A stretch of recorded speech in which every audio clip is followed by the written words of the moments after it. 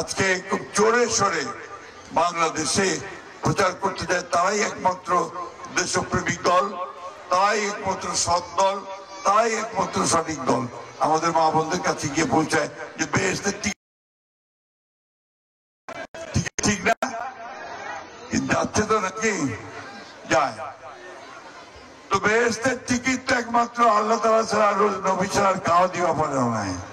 আমি যদি ঠিক মতো ইসলাম ধর্ম পালন করি তাহলেই আমি বেহেশতে যাওয়ার চিন্তা করতে পারি। নেওয়া না হওয়ার ইচ্ছে তো আল্লাহর, ঠিক না? এগুলো যারা করতেছে এই দুনিয়াতে, এই জীবনে, এরা কিন্তু ইসলামের অপব্যাখ্যা দিচ্ছে, আমার ধর্মের অপব্যাখ্যা দিচ্ছে, ঠিক কিনা বলেন বন্ধুগণ? আমরা এগুলোতে বিশ্বাস করি না। আমরা মনে করি যে আমার কর্মেই হবে আমার বেহেশত, আমার কাজের মধ্য দিয়ে আমি বেহেশতে যাব অথবা যাব না, তাই না? আমি যদি ভালো করে মানুষকে ভালোবাসি, আমি যদি 5 ওয়াক্ত নামাজ পড়ি, আমি যদি রোজা রাখি, মিথ্যা কথা না বলি, সুদ না খাই, তাহলে আমার বেহেশতে যাওয়ার একটা পথ তৈরি হবে, ঠিক তো নাকি? কিন্তু ওই জামাতে ইসলামের টিকিট কাটিলে বেহেশত যাওয়া পারিবে, আর না হলে বেহেশত যাওয়া পারিবে নি, এদিকে আল্লাহ তাআলা কইবা পারে? এটা কি আল্লাহ তাআলা কাজ হলো? হলো না। আমি এই কারণে বলছি যে যারা এই সমস্ত মুনাফিকি করে তাদের কাছ থেকে আমাদেরকে সাবধান থাকতে হবে। এটা ইসলাম ধর্ম নয়। ইসলাম ধর্ম যে আমি বললাম সেটা হচ্ছে ইসলাম ধর্ম। বন্ধুগণ, আজকে বাংলাদেশে এই যে 15 বছর হাসিনা আমাদের শাসন করছে, তাই না? শাসন মানে কি? একেবারে দুঃশাসন, আমাকে পিষে খাইছে, আমাদেরকে বিরুদ্ধে মিথ্যা মামলা দিয়েছে।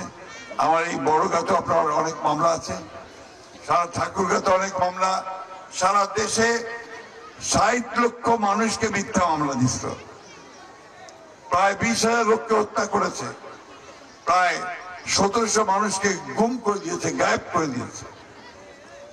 এই একটা অবস্থা তারা তৈরি করছিল, আমাদের নির্বাচন ব্যবস্থাকে ধ্বংস করছিল, আমাদের টাকাগুলো লুট করে বিদেশে পাঠিয়ে দিয়েছে। এগুলো আপনারা দেখছেন সব টেলিভিশনে, পত্র পত্রিকায়, তাই না? এই অবস্থা করে শেষ করে ছাত্ররা এবং এদিকের মানুষ, জনগণ, তারা একটা আন্দোলনের মধ্য দিয়ে, একটা অভ্যুত্থানের মধ্য দিয়ে ওই যে জুলাই মাসে 2024 সালের এবং আগস্টে এই হাসিনাকে বিদায় করছে, তাই না? কি হাসিনা পড়াইছে?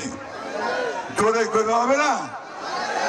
হাসিনা পড়াইছে কেন? পালাইল কেন? পালাইছে সে এত খারাপ কাজ করছে, এত অন্যায় করছে, এত অত্যাচার করছে, এত নির্যাতন করছে যে এই দেশের মানুষ তাকে তাড়ায় নিয়ে গেছে। যখন গণভবন ওর বাড়ির কাছে গেছে, ওই সময় মিলিটারি আর পুলিশ বলছে আপনি যে এই মুহূর্তে হেলিকপ্টারে না পালান তাহলে পাবলিক আপনাকে ছিঁড়ে খাই ফেলবে। এই অবস্থা তৈরি হয়েছিল তো নাকি? তারপর তো দেখছেন কেমন পায়ে দৌড়ায় গিয়ে গাড়ি তুলেছে, উড়ে হেলিকপ্টারে পড়াইছে। কেন বাবা এমন কাজ কেন করবো? জনগণ আমাকে তারাই নিয়ে বেড়াবে, এই কাজটা ওরা করছে। ঢালাইয়ের সেরা প্রিমিয়ার সিমেন্ট। কয়েকদিন আগে যে সনদ শুনেছিলেন, সনদ শুনছেন না শব্দটা? সনদ স্বাক্ষর করা, এগুলো শুনছেন তো? সংস্কার, আমাদের বেশিরভাগ ওই সংস্কার সনদ এগুলো তো বুঝে না, এটাই স্বাভাবিক। কিন্তু আমরা এই সরকারকে খুব পরিষ্কার করে বলে দিতে চাই যে দীর্ঘ 9 মাস আপনি যে সংস্কারের নাম করে সব রাজনৈতিক দলগুলোর সাথে কথাবার্তা বললেন এবং একটা একমত হলেন অনেকগুলো বিষয়ে, সেই একমত হওয়া বিষয়ের বাইরে আপনি কোনো কিছু যদি গায়ের জোরে এই দেশের মানুষের উপর চাপাই দিতে চান, তার সব দায় দায়িত্ব আপনার এই দেশের মানুষটা গ্রহণ করবে না। আমরা যদি জোর করে এনে আমার পিয়ার চাপাই দিবা, তাই পিয়ার বুঝেন? বলেন না ভাই, বুঝেন নাকি?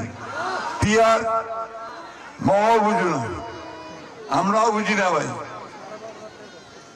আমি চেষ্টা করে জানছি পিয়ার হচ্ছে প্রপোর্শনাল রিপ্রেজেন্টেশন, ইংরেজি। বাংলাটা হচ্ছে আনুপাতিক প্রতিনিধিত্ব। কিছু বুঝলেন? মহিমা কিছু বুঝিনি, সত্যি কথা বলছি। আমরা এটার সঙ্গে সম্পর্কিত নই, এটা আমরা চিনি না। আমরা দীর্ঘকাল 100 বছর ধরে ভোট দিয়ে আসতেছি। মোর এমপি ক্যান্ডিডেট একজন দাঁড়াবে, তাকে তার মার্কা দেখে আমি ভোট দিব, তাই না? এটা তো হয়ে আসছে। কেউ দাঁড়িপাল্লা, কাউ নৌকাত তো নৌকাত, কাউ ধানের শীষ তো ধানের শীষ, তাই না? যাকে পছন্দ হবে তাকে ভোট দিব। ইমরান কথা না, ওইটা হবে না হয়। আমরা দলকে ভোট দিব এবং সেই দল ঠিক করবে কে এমপি হবে কে এমপি হবে না। আপনি ভোট দিবেন এখানে, ঢাকায় ঠিক হবে যে আপনি এমপি কে হবে। এটা হইল আপনি এই ভোটপত্রে আপনারা রাজি আছেন? এটা বুঝতে হবে আমাদেরকে।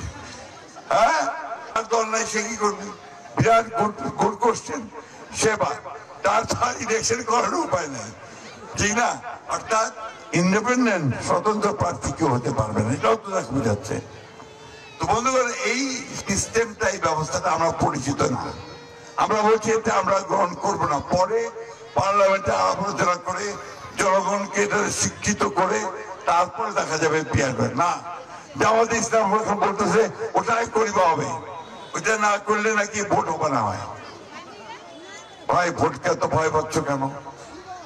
কারণ তুমি জানো যে ভোট হলে তোমার অস্তিত্ব থাকবে না। এই কারণে তুমি ভোটকে এত ভয় পাও, নির্বাচনকে এত ভয় পাও।